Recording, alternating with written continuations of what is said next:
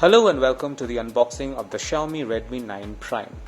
Let's see what's inside the box. The box tells you the basic specs of the phone, but most importantly, there is a logo here that says that this phone is 100% made in India.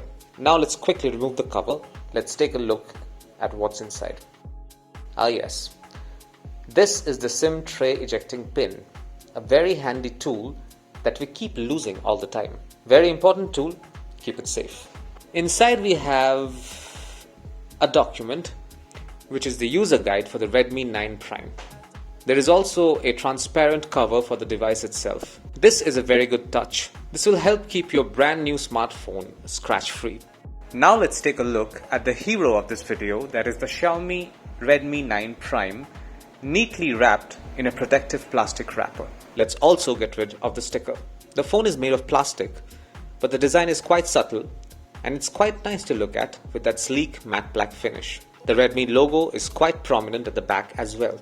Let's switch the phone on and keep it to one side and go back to the box. There is another cardboard lid under which we have a Type-C charging cable and a charger for the phone. And that's all you will find inside the Xiaomi Redmi 9 Prime box. Thanks for watching.